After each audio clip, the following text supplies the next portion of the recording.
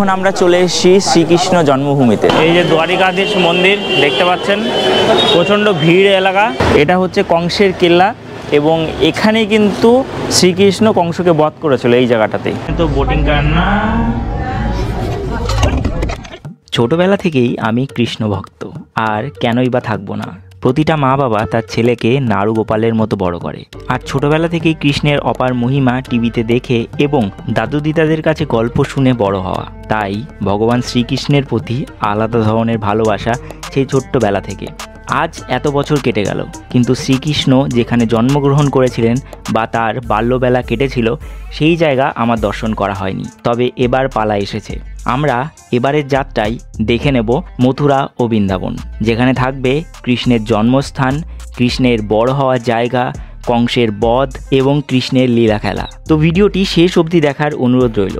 চ্যানেলে নতুন হয়ে থাকলে অবশ্যই চ্যানেলটিকে সাবস্ক্রাইব করে পাশের বেল আইকনটি হিট করে অল নোটিফিকেশন ক্লিক করে রাখতে ভুলবেন না। আর আপনি চাইলে আমাকে ইনস্টাগ্রাম ও ফেসবুকও ফলো করে রাখতে পারেন। কমেন্টে অবশ্যই লিখুন জয় শ্রীকৃষ্ণ। তো চলুন দেরি না করে আজকের ভিডিওটি শুরু করা যাক। মথুরা বৃন্দাবন 1 রাত 2 দিনের ট্যুর প্ল্যান। মথুরা বৃন্দাবন ঘুরতে চাইলে আপনি 1 রাত 2 দিন বা 2 রাত 3 দিনে কিন্তু আপনি সম্পূর্ণটা ঘুরে কমপ্লিট করতে পারবেন। এবং আপনি চাইলে এই মথুরা বৃন্দাবনের ট্যুরের সাথে সাথে আপনি কিন্তু অযোধ্যার রাম মন্দির বা বেনারসে কাশী বিশ্বনাথ মন্দির বা আগ্রা এবং দিল্লি সঙ্গে জুড়ে নিতে পারেন। সেক্ষেত্রে আপনার ট্যুরটা কিন্তু স্টেপ বাই স্টেপ কমপ্লিট হবে। আমাদের যে ট্যুরটি ছিল সেটি ছিল অযোধ্যার রাম মন্দির থেকে কন্টিনিউ এই ট্যুর। আমরা আগের দিন রাত্রেবেলা অযোধ্যা থেকে 7:44-এ 13237 পাটনা কোটা এক্সপ্রেসে রওনা দিয়েছিলাম অযোধ্যা থেকে মথুরার দিকে, যেটি আমাদের সকাল 6:40-এ পৌঁছে দেবে মথুরাতে। কিন্তু আমি ধরে চলছি যে আপনি কলকাতা থেকেই ডাইরেক্ট মথুরা আসবেন। কলকাতা থেকে ডাইরেক্ট মথুরা আসার 3টি ট্রেন আছে।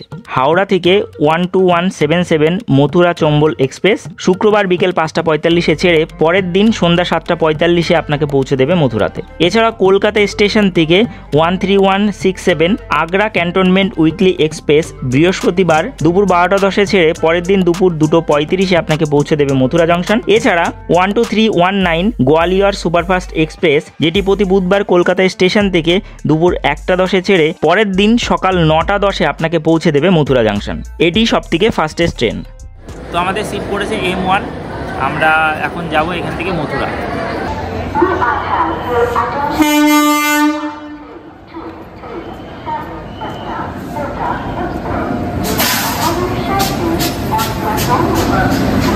তো ট্রেন আমাদের ছেড়ে দিল অযোধ্যা ধাম থেকে।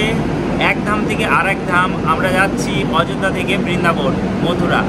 তো শ্রীরাম জন্মভূমি থেকে শুরু করে আমরা যাচ্ছি শ্রীকৃষ্ণের জন্মভূমি অবধি, অর্থাৎ ত্রেতা যুগ থেকে শুরু করে দাপর যুগ।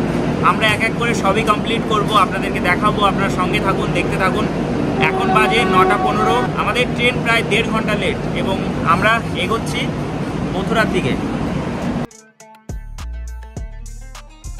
চলুন মথুরাতে পৌঁছে গেলাম। এবার আমরা দেখে নেব মথুরা এবং বৃন্দাবনে কি কি জায়গা আপনি ঘুরতে পারবেন। মথুরা পৌঁছে সবার প্রথমে আপনি ঘুরে দেখবেন কংসের কারাগার বা শ্রীকৃষ্ণের জন্মভূমি, তারপর কংসের দুর্গ, বিশ্রামঘাট, যমুনা মন্দির, দ্বারকাধীশ মন্দির, গীতা মন্দির এবং সেখান থেকে দেখতে যাবেন গোবর্ধন পাহাড়, কুসুম সরোবর, রাধাকুণ্ড, জ্যোতিপুরা মন্দির। এই যে টোটাল ট্যুরটি সেটি একদিনেও হতে পারে বা গোবর্ধন পাহাড়ের পোর্শনটা আপনি দ্বিতীয় দিনেও করতে পারেন। তাহলে প্রথম রাত আপনাকে মথুরাতেই কাটাতে হবে। কিন্তু আমরা 1 রাত 2 দিনের ট্যুর প্ল্যান দেখব। আমরা সারাদিনে এই সমস্ত কিছু দেখে কমপ্লিট করে বিকেলবেলা রওনা দেব বৃন্দাবনের উদ্দেশ্যে।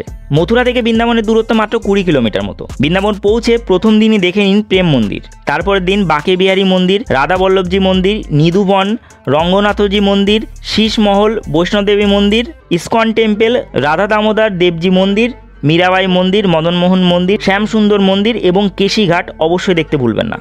সেই দিন বিকেলের মধ্যে যদি আপনার সমস্ত কিছু দেখা কমপ্লিট হয়ে যায় তাহলে মথুরা জাংশন থেকে বিকেল 6:35-এর 12320 কলকাতা সুপারফাস্ট এক্সপ্রেস ধরে রওনা দেবেন বাড়ির উদ্দেশ্যে এবং তারপরের দিন বিকেল 4:40-এ আপনি পৌঁছে যাবেন কলকাতা জাংশন। আর যদি বিকালের মধ্যে দেখে কমপ্লিট না হয় তাহলে সেই রাত কিন্তু আপনি মথুরাতে বা বৃন্দাবনে থেকে যান এবং পরের দিন সকাল 5টার 12178 হাওড়া চম্বল এক্সপ্রেস ধরে রওনা দিন বাড়ির উদ্দেশ্যে এবং পরের দিন সকাল 6:55 পৌঁছে যাবেন হাওড়াতে। তাছাড়াও সকাল 5:55 13168 কলকাতা উইকলি এক্সপ্রেস ধরেও কিন্তু আপনি রওনা দিতে পারেন বাড়ির উদ্দেশ্যে সেক্ষেত্রে পরের দিন সকাল 8:50-এ আপনি কলকাতা জাংশন এসে পৌঁছাবেন। স্লিপারে ভাড়া মোটামুটি 350 থেকে 375 টাকার মধ্যে। তো এইভাবে আপনি 1 রাত 2 দিনে ট্যুর প্ল্যান করতে পারেন। এটা একটা বেসিক নলেজ আপনাদেরকে দিলাম, কারণ আমি জানি মথুরা বৃন্দাবনের সাথে সাথে হয় আপনি আগ্রা এবং দিল্লি ট্যুর করবেন, নয়তো অযোধ্যার রাম মন্দির যাত্রা করবেন। তাই ওভারঅল এই ট্যুর প্ল্যান ধরে আপনি এগিয়ে চলুন। আমরা অযোধ্যার রাম মন্দির থেকে এগোচ্ছি মথুরা জাংশনের দিকে। তো গুড মর্নিং, সকাল সকাল আমাদের ট্রেন হচ্ছে প্রায় 1 ঘন্টার উপরে লেট। ট্রেন অনেকটা কভার করে দিয়েছিল কিন্তু আবার লেট হয়েছে। এখন বাজে সকাল 7টা, কিন্তু সূর্যোদয় হয়নি এখনও পর্যন্ত, ঠিক আছে। তো বাইরে এখনও অন্ধকার রয়েছে, কিন্তু এখানে প্রচণ্ড ঠান্ডা। এই মথুরাতে আমরা যাচ্ছি, মথুরা থেকে আর 10 কিলোমিটার দূরে আছি। এখানে প্রচণ্ড ঠান্ডা। ট্রেনের গতি নিয়েছে এখন। এবার আমরা নামবো, রেডি হয়ে গেছি। নেমে প্রথমে আজকে মথুরা ঘুরবো এবং তারপরে যাব বৃন্দাবন। দেখি 2 দিনে কমপ্লিট হয় কিনা। আমাদের টার্গেট 2 দিনে কমপ্লিট করা, দেখি 2 দিনে কমপ্লিট হয় কিনা। উত্তরপ্রদেশে আরেক ধামে আমরা চলে আসলাম সকাল 7:20 বাজে। এখন আমরা চলে এসেছি মথুরা বৃন্দাবন ধাম এবং আমরা নামলাম মথুরা জংশনে। আজ আমরা মথুরার সবকটা সাইট সিন ঘুরে দেখবো। আপনারা চাইলে মথুরাতে 1 রাত স্টেও করতে পারেন, তবে আমরা স্টে করব না। আমরা ক্লক রুমে আমাদের লাগেজ রাখবো, দেখে নেব ঘুরে, এবং আজ বিকালে এখান থেকে রওনা দেবো বৃন্দাবনের উদ্দেশ্যে। এখান থেকে বৃন্দাবন ওই অন অ্যান্ড অ্যারাউন্ড 20 কিলোমিটার দূরে। কীভাবে যাচ্ছি, কি করছি, সম্পূর্ণটা দেখাবো আজকের ভিডিওতে। তো দেখতে থাকুন, ভিডিওটি শেষ অবধি দেখবেন। তো চলুন, জয় শ্রীকৃষ্ণ বলে আজকের ভিডিওটি শুরু করা যাক।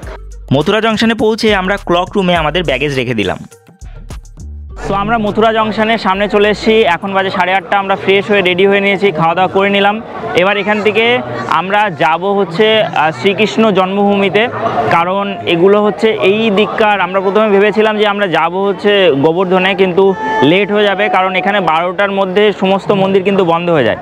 তো আমরা আগে এই দিককার মন্দিরটা দেখে নেব এবং 12টার মধ্যে যখন বন্ধ হয়ে যাবে তারপরে ওখান থেকে যাব হচ্ছে গোবর্ধনের দিকে, মানে গোবর্ধন পর্বতের দিকে। তো সঙ্গে থাকুন, দেখতে থাকুন, আমি দেখাবো সম্পূর্ণটাই এক এক করে। যেখানে যেখানে মোবাইল অ্যালাউ হবে, ক্যামেরা অ্যালাউ হবে, সেখানে তুলে আপনাদেরকে দেখাবো। তো সঙ্গে থাকুন। মথুরা জংশন থেকে বেরিয়ে আমরা একটা টোটো নিয়ে সোজা এগিয়ে গেলাম কংসের কারাগার বা কৃষ্ণ জন্মভূমির দিকে। এটা কিন্তু জন্মভূমি নামেই পরিচিত। তো আমরা টোটোতে উঠে পড়লাম 20 টাকা করে এখান থেকে। আর এই যে মথুরা স্টেশনের বাইরে থেকে অটো আছে অনেকগুলো। যদি বৃন্দাবন যেতে চান তাহলে এখান থেকে অটোতে 30 টাকা বলছে। 30 টাকাতে আপনি বৃন্দাবন পৌঁছে যাবেন। মানে এখান থেকে 19-20 কিলোমিটার বৃন্দাবন, তো 30 টাকাতে পৌঁছে যাবেন। আর এখান থেকে মোটামুটি 4 কিলোমিটার হচ্ছে আমাদের শ্রীকৃষ্ণ জন্মভূমি, মানে যেটা কংসের যেটা কারাগার, সেখানে আমরা যাচ্ছি। তো সেটা আমাদের পড়ছে পার হেড 20 টাকা করে। হ্যাঁ, এটা সাবারি মানে শেয়ারিং, যে যে যাওয়ার শেষে যাবে একটা টোটোতে 5 জন যেতে পারবে, ঠিক আছে। তো এই যে, তো এখন আমরা চলে এসেছি শ্রীকৃষ্ণ জন্মভূমিতে। শ্রীকৃষ্ণ জন্মভূমি বলতে এটা মূলত কিন্তু কংসের কারাগার। কংসের কারাগারে গভীর রাতে শ্রীকৃষ্ণ কিন্তু জন্মগ্রহণ করেছিল পিতা বাসুদেব এবং মাতা দেবকীর কোল আলো করে, এবং সারা পৃথিবীর বুকে ধর্মকে প্রবর্তন করার জন্য। তো আমরা এখন সেই জায়গায় চলে এসেছি। এটা হচ্ছে কংসের কারাগার মেনলি। আমরা যাব ভেতরে, ক্যামেরা প্রবাবলি অ্যালাউ নেই, আমরা গিয়ে দেখবো। তবুও চলুন তাহলে ভেতরে যাওয়া যাক। আর এখানে, হ্যাঁ, এখানে মানে কি মথুরা এবং বৃন্দাবনে চশমা, মোবাইল সাবধান, হনুমান কিন্তু তুলে নিয়ে চলে যাবে এবং ভেঙে দেবে। হ্যাঁ, তো আবার ওই ফ্রুটি দিতে হয় এখানে, এটাও মাথায় রাখবেন। তো এগুলো সাবধান, কিন্তু আমি চশমা পরে নিয়েছি, আবার এক্ষুনি খুলে পকেটের মধ্যে ঢোকাবো। তো এগুলো সাবধান, এটা আমি আগে থেকে বলে দিলাম। ট্যুর শুরুর আগের এটা কশন, ঠিক আছে, এটা মাথায় রাখবেন। হনুমান এইভাবে ট্রেনিং দেওয়া বা ওরা এরকমই হয়ে গেছে। তো এটা বলার কোনো কিছু নেই, সবই ভগবানের লীলা খেলা। তো আপনি সাবধানে থাকবেন, তাহলেই হবে। চলুন তাহলে। শ্রীকৃষ্ণ জন্মভূমিতে ভেতরে কিন্তু কোনো কিছু নিয়ে যেতে আপনাকে দেবে না। বাইরে ক্লক রুম আছে, পার ব্যাগ 2 টাকা করে আপনি ক্লক রুমে রাখতে পারেন। আমার পিছনে দেখতে পাচ্ছেন শ্রীকৃষ্ণ জন্মভূমির সেই স্থান যেখানে শ্রীকৃষ্ণ জন্মগ্রহণ করেছিল মাতা দেবকীর কোল আলো করে এক গভীর রাতে কারাগারে।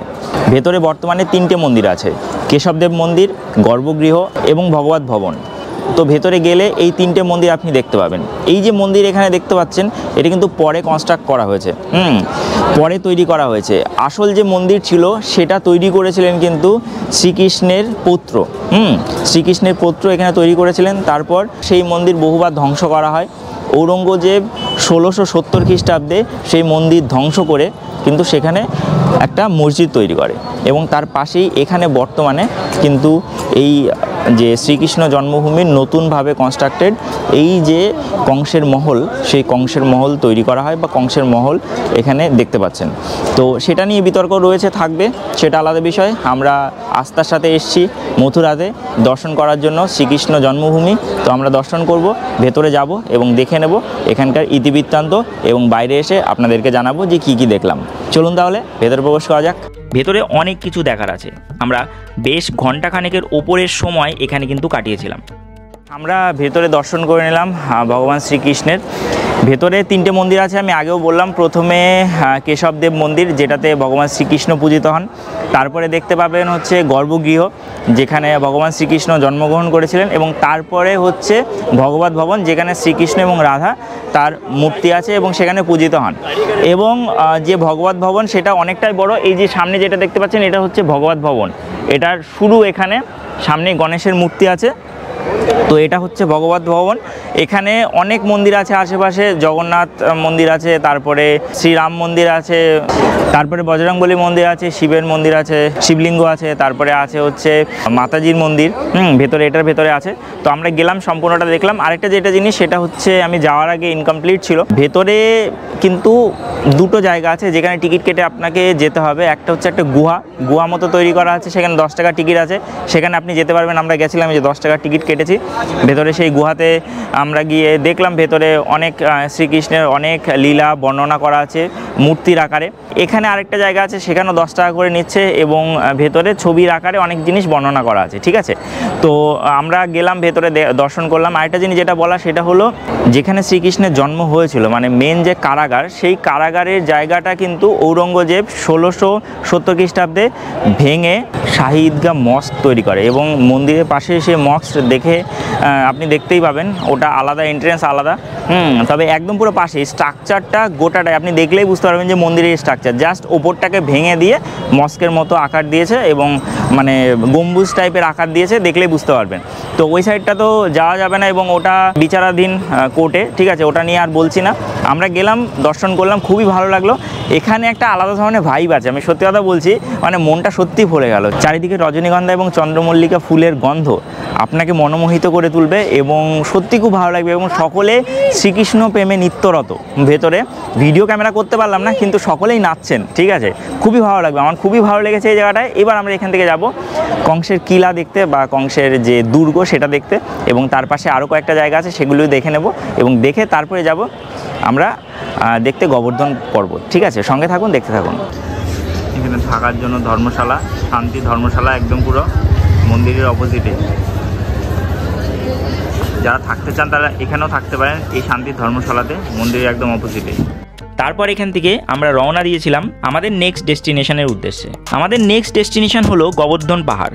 মথুরা থেকে গোবর্ধনের দূরত্ব প্রায় 22 কিলোমিটার এবং বৃন্দাবন থেকেও ঠিক একই দূরত্ব। এটা একটি ত্রিকোণ আকারে পড়ে। তাই আমরা টোটো ধরে এগোচ্ছি গোবর্ধন চড়াইয়ের দিকে। সেখান থেকে বাসে আমাদের যেতে হবে গোবর্ধন পাহাড়ের কাছে। তো আমরা মিনি বাসে উঠে পড়লাম। মিনি বাস এখান থেকে যাচ্ছে গোবর্ধনের দিকে। এখান থেকে কত সময় লাগবে? ওই আধ ঘন্টা মতো সময় লাগবে। এটা 20 কিলোমিটার।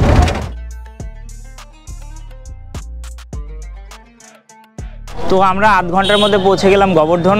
আমাদের বাসে কিন্তু 30 টাকা ভাড়া নিল।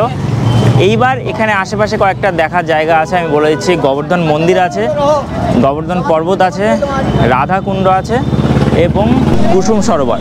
এই 4টে জায়গায় মোটামুটি এখানে গোবর্ধনে দেখার আছে। গোবর্ধনটা কেন ইম্পর্টেন্ট সেটা আমি গিয়ে বলছি। চলুন তাহলে আগে গোবর্ধন মন্দিরে যাই। গোবর্ধন পাহাড়ের কাছে আছে কিন্তু গিরিরাজ মন্দির। এই মন্দিরে কিন্তু গোবর্ধন পর্বত পূজিত হন। তো যেখানে বাস থামিয়ে দিল সেখান থেকে আবার আমরা টোটো ধরে 10 টাকা করে নিল। আমরা চলে আসলাম গোবর্ধন মন্দিরে। আমার পেছনে দেখতে পাচ্ছেন গোবর্ধন মন্দির এবং শ্রীকৃষ্ণ তার কিনো আঙুলে গোবর্ধন পর্বতকে দাঁড় করিয়ে রেখে দিয়েছে। এখানে দেখার কি কি জায়গা আছে সেটা তো আমি বলে দিলাম। গোবর্ধন মন্দিরটা আগে দেখে নিই, তারপরে যাব গোবর্ধন পর্বত দেখার জন্য। এখানে প্রচণ্ড ভিড়, প্রচণ্ড জ্যাম আর প্রচণ্ড আওয়াজ। আমরা আগে দর্শন করে নিই মন্দিরের, তারপরে আপনাদেরকে দেখাবো, ঠিক আছে? চলুন। আমরা মন্দিরে ভেতরে প্রবেশ করলাম এবং ভেতরে ফটোগ্রাফি ভিডিওগ্রাফি অ্যালাউ নেই বলে আমরা ভিতরে কিন্তু ভিডিওগ্রাফি করতে পারিনি। আমরা গোবর্ধন মন্দিরে দর্শন করলাম। এখানে শ্রী গোবর্ধন পর্বত দেবতা হিসাবে পূজিত হয়। শ্রীকৃষ্ণ যে গোবর্ধনকে কিনো আঙুলের ওপরে উঠিয়েছিলেন, সেই গোবর্ধন মন্দির এটা। এবার আমরা যাব গোবর্ধন পর্বতে, এখানে এটা মন্দির এবং আমরা যাব এবার পর্বতে। এখান থেকে বেরিয়ে আমরা রওনা দিয়েছিলাম গোবর্ধন পাহাড়ের দিকে। এই সেই গোবর্ধন পাহাড় যেটিকে কিনো আঙুলে শ্রীকৃষ্ণ কিন্তু তার হাতের উপরে উঠিয়েছিলেন গোবর্ধনবাসীদেরকে ইন্দ্রের তাণ্ডব থেকে বাঁচাতে। এই গোবর্ধন পাহাড়ের ঘটনা আপনারা কম বেশি সকলেই জানেন। আজকে আমরা প্রথমবার গোবর্ধন পাহাড় ছুঁয়ে দেখব। তো এখন আমরা সেই গোবর্ধন পর্বতে, এটা আমার পেছনে যেটা দেখতে পাচ্ছেন এটা গোবর্ধন পর্বত। এই গোবর্ধন পর্বতে কিন্তু অনেকে পরিক্রমা করছে, আমি যেটা বললাম। তবে আমরা পর্বতের কাছ অবধি এসে ওটাকে ছোব দর্শন করব। এই দেখতে পাচ্ছেন,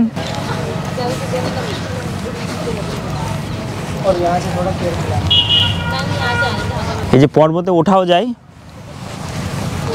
অনেকে দেখুন নামছে।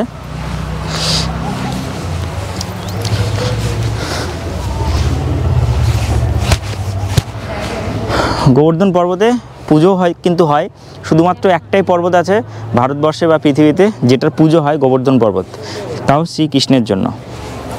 শ্রীকৃষ্ণ এই পর্বতকে কিন্তু কিনো আঙুলের উপরে উঠিয়েছিলেন। এটা অরিজিনাল পর্বত কিন্তু, ঠিক আছে? তো চলুন যাই তাহলে। গোবর্ধনে যখন এসছি তখন গোবর্ধন পাহাড়কে পরিক্রমা না করলে আমাদের পাপ হবে, তাই আমরা ভেবে নিলাম যে গোবর্ধন পাহাড়কে এবার পরিক্রমা করব। তো যে টোটোতে করে আমরা গোবর্ধন পর্বতে আসলাম সেই টোটোওয়ালার সাথেই কথা বলে নিলাম। এই যে দেখুন গোবর্ধন পর্বত এইভাবে পরিক্রমা করছে, মানে শুয়ে শুয়ে, মানে তাদের এখানে মানত রয়েছে, ঠিক আছে? তো আমি যেটা বললাম সেটাতে টোটালি 400টে জ্যোতিপুরা মন্দির, যেখানে ভগবান শ্রীকৃষ্ণ হাতের উপরে সেই মূর্তি বানানো আছে। তারপরে রাধাকুণ্ড এবং কুসুম সরোবর, আমরা এই 4টে জায়গাতে যাব। মানে এটা তো হয়ে গেল, আর বাকি 3টে জায়গাতে যাব, ওখানে দাঁড় করাবে এবং আমরা ওইগুলো দেখব, ঠিক আছে? টোটাল 400 টাকা পড়ছে টোটোতে। এবং দেখুন পরিক্রমা করছে, দেখুন দণ্ডভাবে পরিক্রমা করছে। দেখুন মানুষের আস্থা একটা আলাদা বিষয়, হ্যাঁ, সব জায়গায় কিন্তু দেখতে পাবেন না এটা। জয় শ্রী গোবর্ধন মহারাজ কি জয়। আমাদের পরিক্রমা শুরু হলো।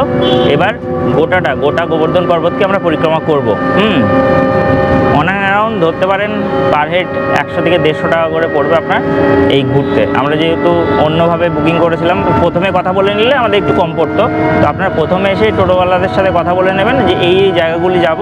আমি লিস্ট করে দিচ্ছি কোন কোন জায়গা যাবেন, তো সেই জায়গাগুলি ঘুরে দেখবেন, আপনার ভালো লাগবে। গোবর্ধন পাহাড়কে পরিক্রমা করতে গেলে কিছুটা অংশ আপনাকে যেতে হবে রাজস্থানে। আমরা এখন আছি উত্তরপ্রদেশের একদম শেষ সীমাতে। তারপর আমরা এগিয়ে যাব রাজস্থান হয়ে আবার উত্তরপ্রদেশে। এই গোবর্ধন পাহাড়কে পরিক্রমা করে সম্পূর্ণ দেখে আবার স্ট্যান্ড অবধি আসতে সময় লাগবে প্রায় ঘন্টা 3। রাস্তায় আমরা গিয়েছিলাম এখানকার বিখ্যাত জ্যোতিপুরা মন্দিরে। তো আমরা যাচ্ছি জ্যোতিপুরা মন্দিরে। এখানে দুধ অর্পণ করা হয়, যে দেখুন 10 টাকা করে এক একটা।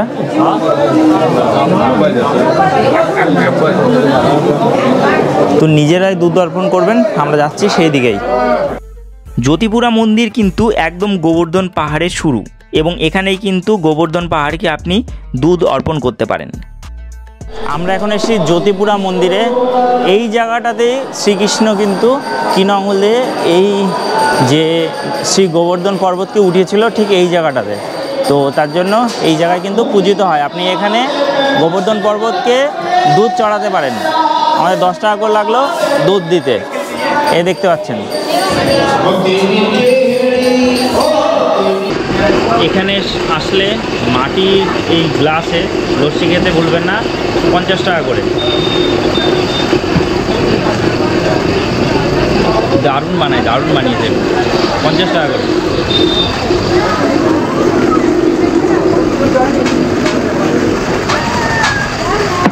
মুখে লেগে থাকবে এরকম বানিয়েছে। জ্যোতিপুরা মন্দির দেখে আমরা সামনের দিকে এগোলাম। আমরা এখন যাচ্ছি রাধাকুণ্ডে। তো আমরা ঘুরে দেখছি গোটা পরিক্রমা মার্গ। এখন আমরা যাচ্ছি রাধাকুণ্ডে। রাধাকুণ্ড শ্যামকুণ্ড একটাই নাকি, এবং এখানে রাধারানী কিন্তু স্নান করতেন। তো তার জন্য এই কুণ্ডটা বিখ্যাত, এবং আমরা যে পর্যন্ত টোটো দাঁড়িয়েছে তারপরে একটু হেঁটে যেতে হবে। তো আমরা হাঁটছি গলির মধ্য দিয়ে। রাধারানী নাকি এই কুণ্ডে স্নান করতেন।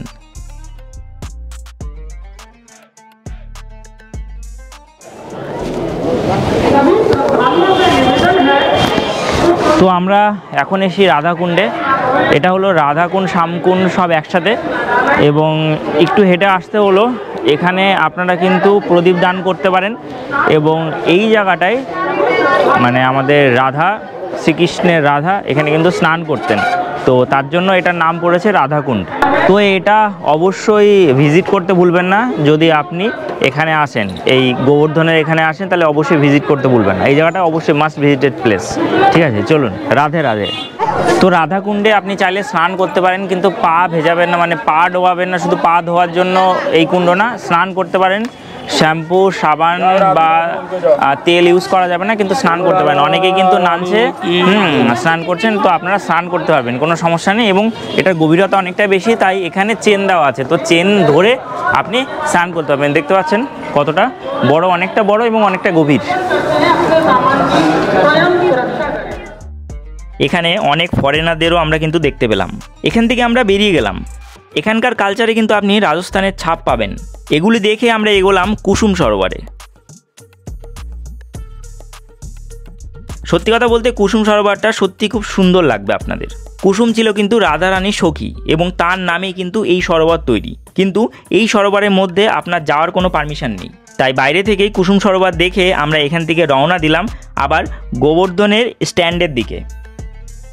গোবর্ধনের স্ট্যান্ড থেকে বাস পেয়ে গেলাম, এবং সেই বাসে আবার আমরা রওনা দিলাম মথুরার দিকে। এখানে যে কমলা কালারের বাসগুলো আছে, স্পেশাল বাস সিস্টেম চালু আছে যাত্রা করার জন্য। এটা শ্রীকৃষ্ণ জন্মভূমি থেকে একদম পুরো গোবর্ধন পর্যন্ত, এবং গোবর্ধন থেকে আবার শ্রীকৃষ্ণ জন্মভূমি পর্যন্ত, বা আপনি বলতে পারেন ওখানে আমরা জিজ্ঞেস করলাম যে কংস কিলা অবধি যাবে কিনা, মানে কংসের কেল্লা অবধি যাবে কিনা, তো বললো যে যাবে। তো ভাড়া এটাতে 50 টাকা এসি বাস। আমরা যখন এসেছিলাম চৌমাথা থেকে, মানে গোবর্ধন চড়া থেকে এই পর্যন্ত গোবর্ধন পর্যন্ত, তখন 30 টাকা নিয়েছিল ছোটো বাসে, মিনি বাসে।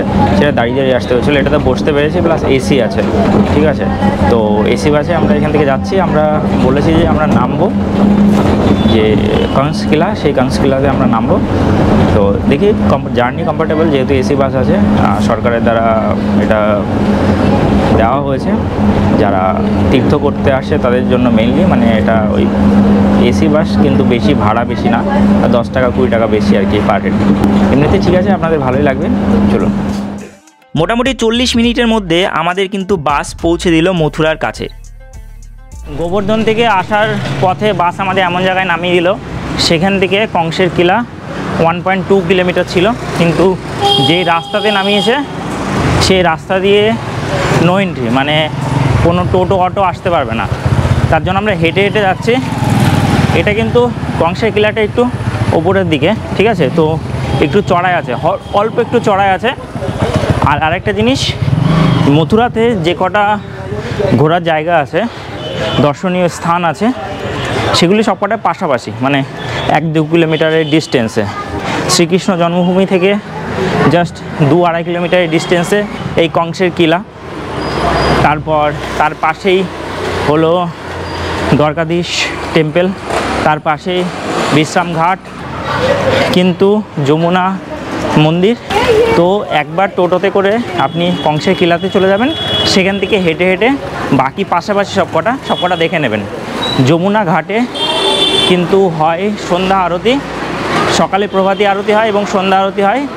যদি মথুরাতে নাইট স্টে করেন তাহলে সেটা দেখতে অবশ্যই ভুলবেন না। আমরা হেঁটে হেঁটে যাচ্ছি কংসের কিলার দিকে, চলে এসেছি প্রায় এই গলির মধ্য দিয়ে। ঠিক আছে, আলটিমেটলি গলির মধ্যে দিয়ে গুগল ধরে খুঁজে পেলাম কেলা, মানে কেল্লা। তো এই যে হলো পথ, এই পথ দিয়ে আমরা উপরে উঠবো কেল্লা দেখার জন্য। এটা হচ্ছে কংসের কেল্লা, এবং এখানে কিন্তু শ্রীকৃষ্ণ কংসকে বধ করেছিল এই জায়গাটাতেই। ঠিক আছে, তো আমরা যাবো এখান থেকে, এবং এর পাশে হচ্ছে যমুনা নদী, ওপর থেকে দারুণ সুন্দর দেখা যাবে। চলুন তাহলে।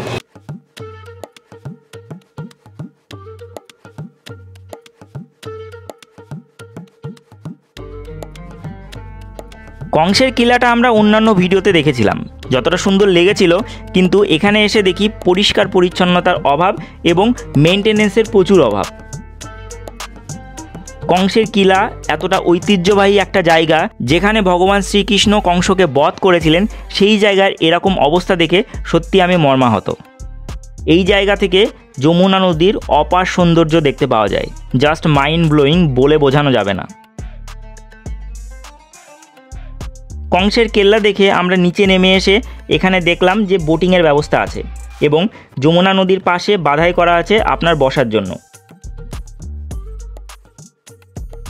এটা বর্তমানে কোনো রক্ষণাবেক্ষণ হচ্ছে না আপাতত, কারণ খুবই খারাপ অবস্থা দেখতে পাচ্ছি এবং প্রচণ্ড নোংরা এই জায়গাটা। না আসলেও পারেন, কংসের কিলা দেখতেই হবে তার কোনো মানে নেই, কারণ নোংরা প্রচণ্ড। তবে কংসের কিলা থেকে পুরো যমুনা নদী জাস্ট অপূর্ব সুন্দর লাগে। আর এই যে কিলাটা দেখুন,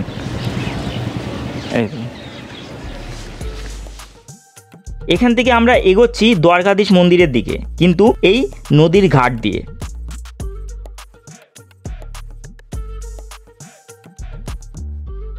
রাস্তায় কিন্তু আপনারা গীতা মন্দির দেখে নিতে পারেন এবং তারপর চলে আসবেন দ্বারকাধীশ মন্দির দেখার জন্য। দ্বারকাধীশ মন্দিরে প্রচণ্ড ভিড় হয় এবং এখন কিন্তু প্রায় বিকাল হয়ে গেছে। মন্দির খোলা আছে কিন্তু ভগবানের দ্বার এখনো বন্ধ আছে। বড় ব্যাগ পিঠে থাকলে কিন্তু ভেতরে প্রবেশ করতে দেবে না। চটি জুতো তো বাইরে থাকছেই, ভেতরে ভিডিওগ্রাফি ফটোগ্রাফি অ্যালাউ নেই, তবু অনেকে ছবি ফটো তুলছেন। আমরা ভেতরে গিয়ে দ্বারকাধীশের দর্শন করে এলাম এবং এখান থেকে আমরা এগোচ্ছি বিশ্রাম ঘাটের দিকে। ভগবান শ্রীকৃষ্ণ মামা কংসকে মেরে এই বিশ্রাম ঘাটে কিন্তু বিশ্রাম করেছিলেন। যমুনার এই ঘাটে কিন্তু সন্ধ্যাবেলা সন্ধ্যা আরতি হয়ে থাকে। এখন আমরা চলে এসেছি আজকে আমাদের শেষ গন্তব্যস্থল বিশ্রামঘাটে। বিশ্রামঘাট কেন বিখ্যাত? কংসকে বধ করার পর ভগবান শ্রীকৃষ্ণ এবং বলরাম এখানে কিন্তু এসে বিশ্রাম করেছিলেন যমুনার পাড়ে, তার জন্য এই বিশ্রামঘাট বিখ্যাত। এই বিশ্রামঘাটে আমরা এসেছি, এখানে কিন্তু নৌকাবহর হয়। আপনারা যদি চান তাহলে নৌকাবহর করতে পারেন।